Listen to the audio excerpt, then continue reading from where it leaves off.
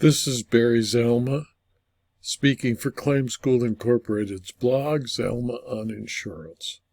And today we're going to speak about why Texas's 8 corners rule strikes again and saves an insurer.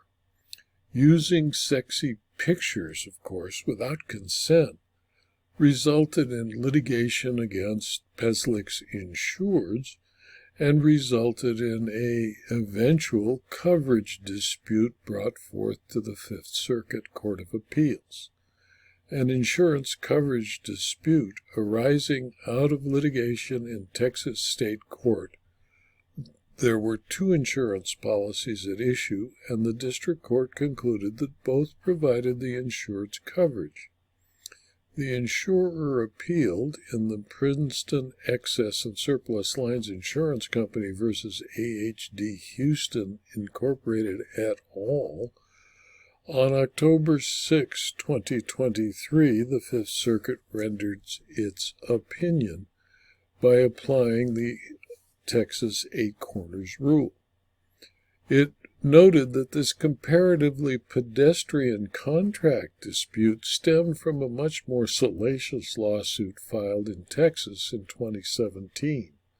16 professional models sued 3 Texas strip clubs following the club's use of the model's likeness for advertising campaigns without the model's consent.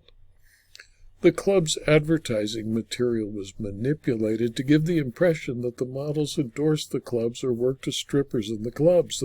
The models claimed they were depicted in various sexually charged social media and internet posts encouraging patrons to visit the clubs.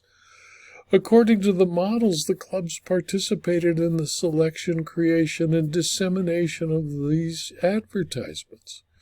The state trial court granted summary judgment for the models and awarded $1,405,000 in damages. The clubs, of course, appealed, and that appeal has not yet been finally adjudicated on the merit. Meanwhile, Princeton Excess and Surplus Lines Insurance Company, referred to as PESLIC, filed a declaratory judgment action. PESLIC issued 2 commercial liability insurance policies to the clubs that have identical coverage provisions but contain slightly different exclusions. The first policy contains a field of entertainment exclusion, and the second policy contains an exhibition and related marketing exclusion that curtails coverage for personal and advertising injury in most of the subsections of the coverage. As to the first policy, the district court found that the model's pleadings in the underlying lawsuit sufficiently alleged that the clubs used the model's images, their advertising ideas, and placed them in their own advertisements. Consequently, the district court held that PESLIC had a duty to defend and indemnify the clubs under the first policy. As to the second policy, the parties disputed whether the policy's expeditions and exhibitions and related marketing exclusion rendered illusory the personal and advertising injury coverage. The district court agreed with the models and the clubs that did and declined to give effect to PESLIC's exhibition and related marketing exclusion. The trial court thus held that PESLIC had a duty to defend the clubs. The district court also held that PESLIC had a duty to indemnify the clubs under the policy. In Texas, insurance policies are interpreted by the same principles as contract construction. The words of the policy are given their ordinary and generally accepted meaning, unless the policy shows the words were meant in a technical or different sense. An insurance contract is only ambiguous if it is subject to more than one reasonable interpretation. Under Texas's well-established 8 corners rule, an insurer's duty to defend is determined by the claims alleged in the petition and coverage provided in the policy. The first policy includes coverage for personal and advertising injury, but it also includes a field of entertainment exclusion which narrows the scope of the coverage. An insurance policy is not illusory merely because it does not provide coverage for a claim the policyholder thought it would cover. By its terms, the field of entertainment exclusion eliminates coverage for most of the advertising injuries, including in the first policy's coverage B, personal and advertising injury liability.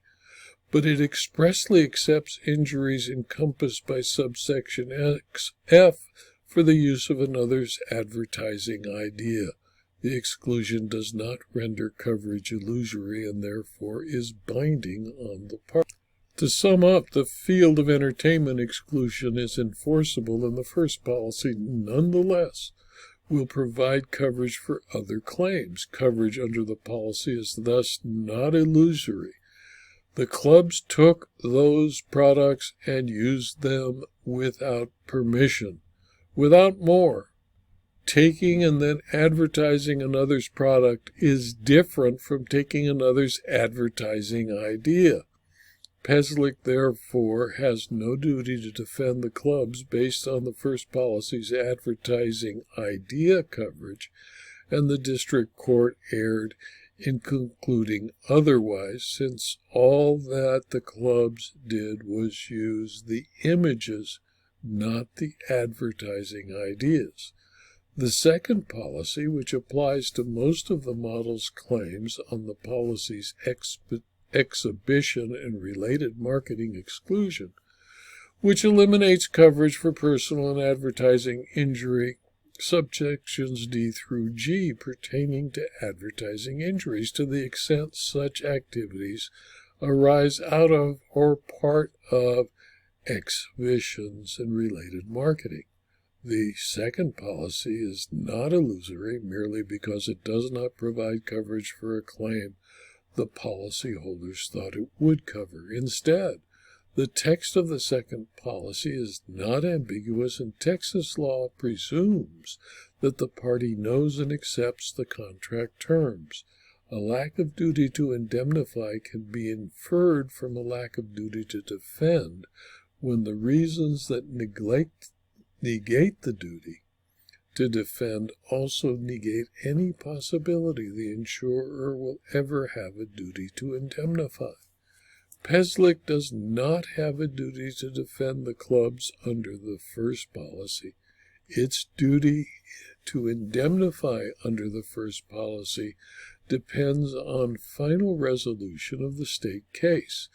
As the second policy, PESLIC does not have a duty to defend or indemnify because the second policy does not provide coverage for the claims alleged by the models. The district court erred, concluding otherwise. In my opinion, the Eight Corners rule limits the court's coverage determination to the allegations of the complaint and the wording of the policies. Since the policies clearly excluded the claims of the models, there was no coverage for a defense, and as to one policy, the results of the appeal of the Texas state court action can determine its duty to indemnify, while the other policy does not allow coverage for defense or indemnity, and the Fifth Circuit therefore reversed almost all of the district court's decision. This video was adapted from my blog, Zalma on Insurance, which is available free to anyone who clicks on the URL zalma.com/blog. You can subscribe to the blog at its location, and if you do, you will receive notice of all blog postings. I'm the only one who keeps the list, and I don't share it with anyone. And the blog posting will provide you at least 5, sometimes 6 blogs postings a week, and will give you access to the more than 4,600 blog postings. You can also subscribe to the videos on YouTube and on rumble.com, and if you do, I'd appreciate it if you click on the like button at YouTube or the thumbs up button on rumble.com.